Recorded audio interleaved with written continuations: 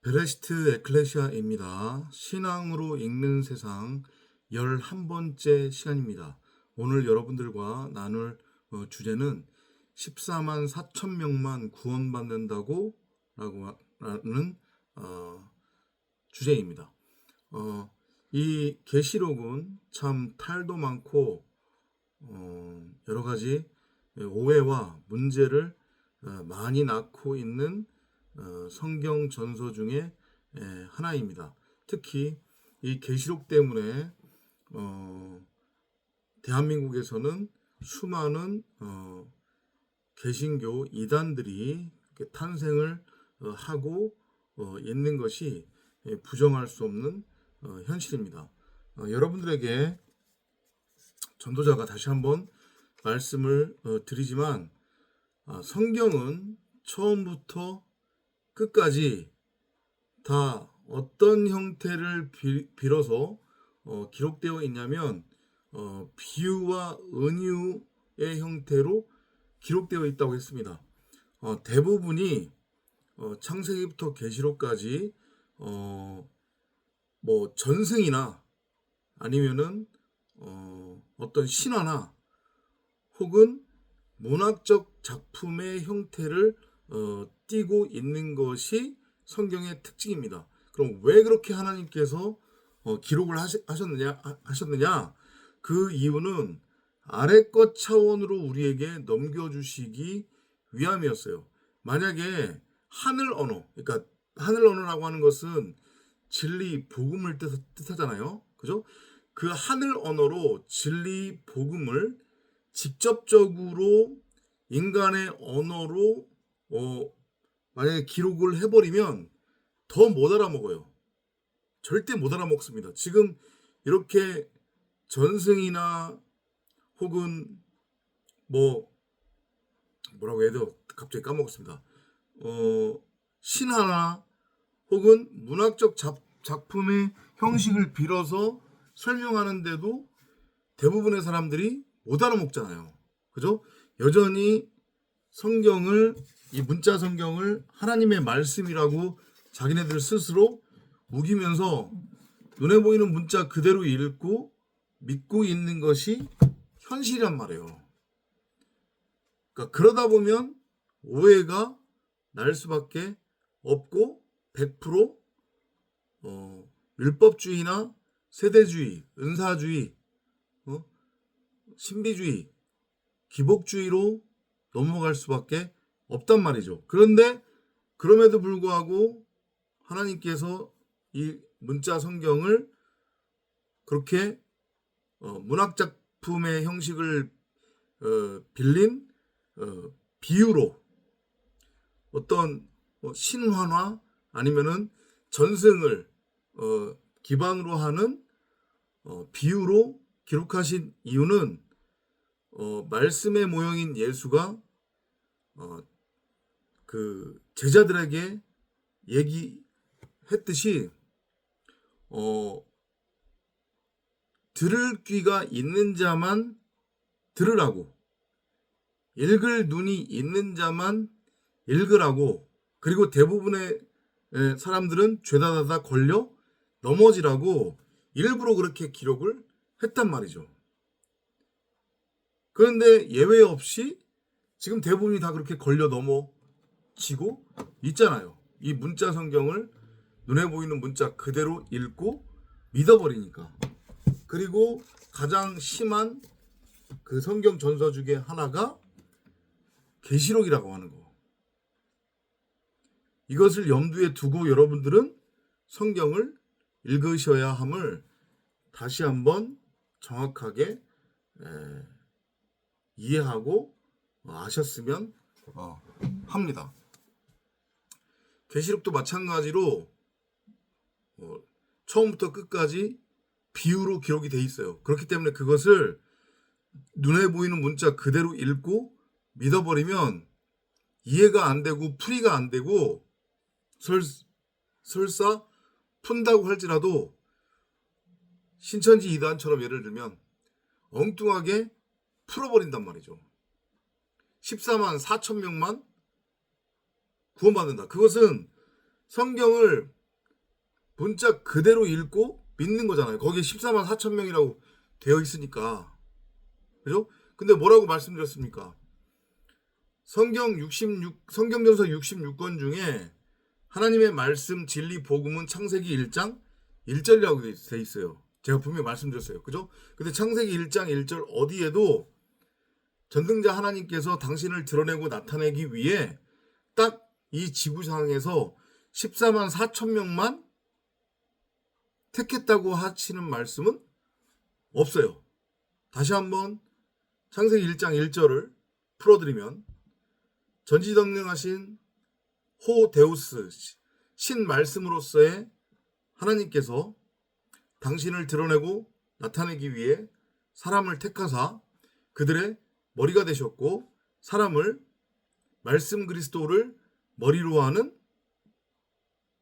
성전으로 새 창조 하시느니라.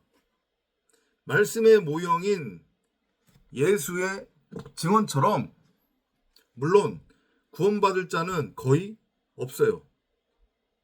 그 좁은 길을 걷기를 원하는 자들이 없기 때문에. 그래서 성령도 아무나 좁은 길로 끌고 가지 않는단 말이에요. 그럼에도 불구하고 하나님은 성경을 통해 내가 딱 몇 명을 정해서 그 몇 명만을 나를 드러내고 나타내는 도구로서의 성전으로 내가 새 창조할 거야. 이렇게 말씀하신 적이 없단 말이에요. 응? 그냥 사람 입장에서는 누가 창세기 1장 1절대로 전능자를 드러내고 나타내는 성전으로 새 창조될지 몰라요. 이해되세요? 그리고 몇 명이나 그렇게 새 창조될지도 모른단 말이죠. 그건 말 그대로 하나님의 영역이에요. 우리가 신경 쓸 게 아니고 우리가 알 바가 아니란 말이죠. 이해되시죠? 불특정이란 말이에요. 그리고 기본적으로 하나님 입장에서는 잠정적으로는 90억 모두가 전능자를 드러내고 나타내기 위한 도구로서 이 땅에 보내진 거란 말이에요. 근데 이제 거기에서 알곡과 쭉정이가 걸어지는 것일 뿐이죠. 그렇다라고 하면 이단들 특히 신천지는 왜 14만 4천을 딱 자기네들 멋대로 요 숫자가 하나님께서 구원하시겠다고 정한 숫자라고 그렇게 해석을 하느냐. 아주 간단하게는 그냥 문자적으로 성경을 읽고 믿고 있기 때문에 그런 거란 말이죠. 그리고 그렇게 해야만 포섭을 할 수 있을 거 아니에요. 우리가 전하는 복음을 너네들이 믿어야 너희가 14만 4천 안에 들어가서 구원받을 수 있다. 아주 간단한 논리는 그거잖아요. 그들의 논리는. 그죠? 그런데 다시 한번 말씀드리지만 성경 전서 66권 어디에도 하나님께서 당신을 드러내고 나타내기 위해 성전으로 새 창조하겠다고 하는 사람의 숫자가 정해져 있지 않다. 그러면 14만 4천의 의미가 뭐냐? 이게 12 곱하기 12 곱하기 1000이거든요. 그럼 12 곱하기 12가 의미하는 게 뭐냐면 성전을 의미하는 거예요. 말 그대로 정사각형. 이게 그 사복음서에서 말씀의 모형인 예수가 그런 얘기를 하죠. 너희가 한 호리도 갚지 못하면 결코 나오지 못한다는 얘기를 하잖아요. 그죠? 그 한 호리가 4분의 1 고드란트를 의미해요. 지금 우리의 상태는 땅적인 존재예요. 첫사람 아담 네페시아야 이성 없는 짐승의 상태란 말이에요. 네 발 달린 짐승의 상태예요. 땅적 존재의 상태예요.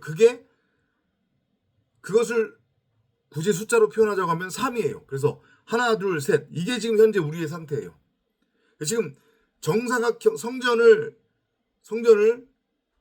비유적으로 정사각형으로 표현하고 있단 말이죠. 숫자 4로 표현하고 있어요. 근데 우리의 존재는 지금 현재 3의 존재예요. 이렇게 하나, 둘, 세 개의 존재란 말이죠. 하나가 부족하죠. 이 하나가 결국 뭐예요? 4분의 1이잖아요. 고드란트예요. 이해되죠? 이 고드란트 한 호리가 채워져야 비로소 우리가 정사각형의 성전, 창세기 1장 1절대로 전능자를 드러내고 나타내는 말씀 그리스도를 머리로 하는 성전으로 완성이 되는 거예요. 그것을 비유적으로 설명하고 있는 거란 말이죠. 출애굽기에서 보면 여호와 하나님께서 모세를 통해 이스라엘의 12지파를 12로 나누죠. 그죠? 그리고 그 12를 가지고 이제 진을 구성합니다. 그 진이 성전의 모형이에요. 그죠? 그 언약궤를 들고서 이동하게 하잖아요. 그죠? 근데 그 언약궤를 들 때에 어떻게 진이 구성되냐면 모퉁이가 네 모퉁이니까 12지파니까 셋이 되잖아요. 그죠? 그래서 3 곱하기 4 하면 10이잖아요. 그죠? 이거 다 창세기 1장 1절 아래 것으로 설명하기 위한 모형과 그림자예요. 그리고 그것을 계시록에서는 확장시켜서 12 곱하기 12 곱하기 1000. 1000이라고 하는 것은 완전수니까 완성이 되는 것.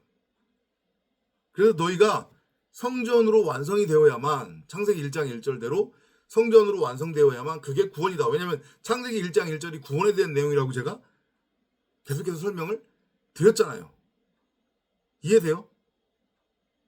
아주 당연한 얘기지만 많은 이들이 이것을 이해하지 못한다는 거. 4분의 1 고드란트 한 홀이 그것이 무엇로 채워지는 거냐면 진리의 말씀으로 채워지는 거예요. 그러면 정사각형의 성전이 되어 우리는 하늘적 존재가 되는 거예요. 그래서 예루살렘 성전을 위에서 바라보면 그 모양이 마치 새가 이렇게 날개를 펴고 있는 모양이라고 했어요. 그것도 비유죠. 그죠? 성전이 되면 그게 바로 너희가 하늘적 존재, 더 이상 땅에 속한 자가 아닌 하늘적 존재, 위로부터 태어난 자, 내 아들, 내 자녀, 말씀 그리스도들, 독생자가 되는 거란다. 응? 그게 바로 구원이고 그게 바로 말씀을 깨달은 재림의 상태고 그게 바로 산채로 들려진 휴거란다. 이렇게 쭉 다 연결이 되는 거란 말이에요. 14만 4천은 그래서 정사각형의 성전을 의미해요.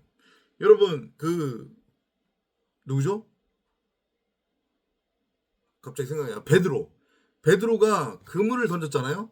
그죠? 예수님의 말씀대로 그물을 던졌어요.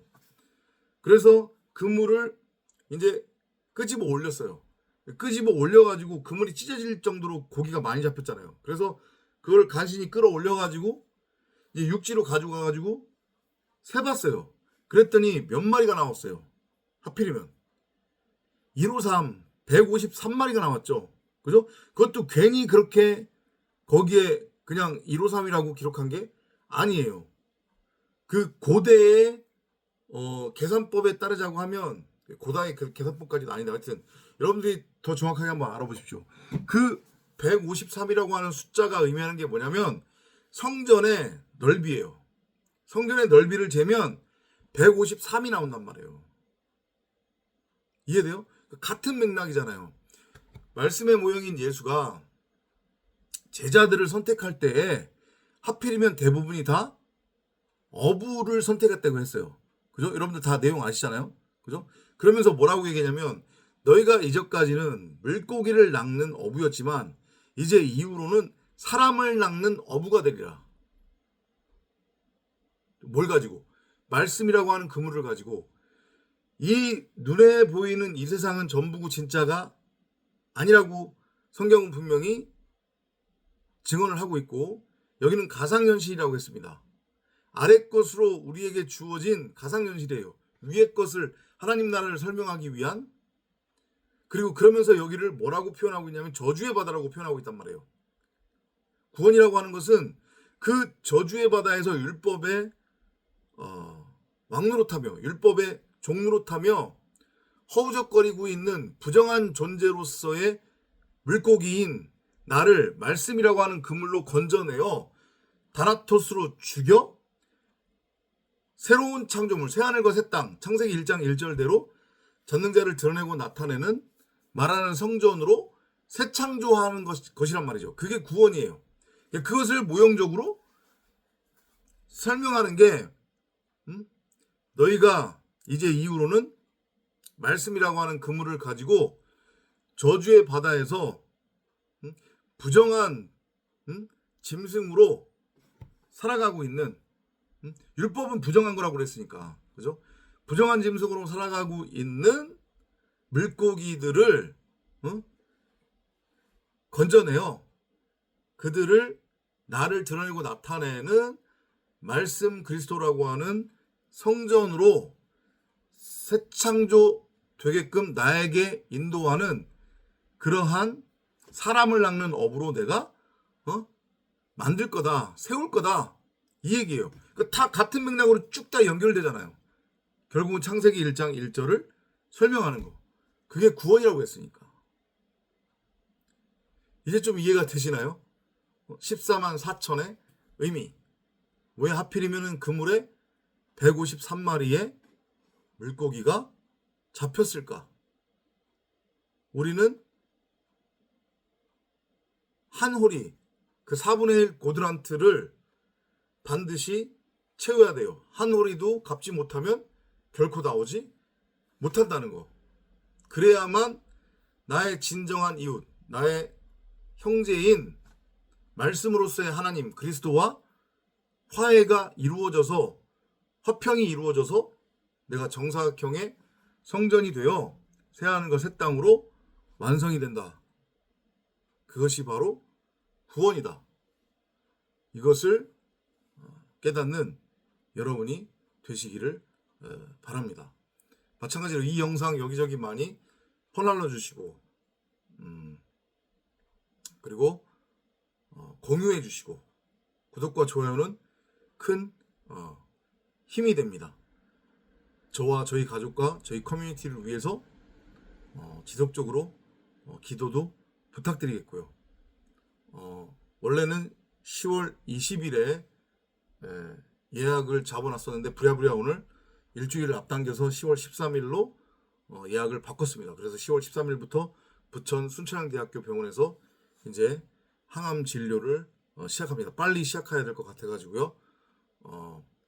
다시 한번 여러분들께 도움을 청하고 부탁을 드립니다.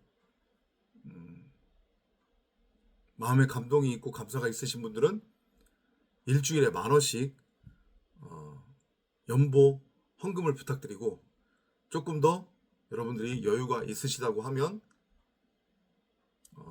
항암 치료를 위한 치료비 후원 펀드에 후원을 부탁드리겠습니다. 다음 시간에 또 찾아뵙도록 하겠습니다. 안녕히 계십시오.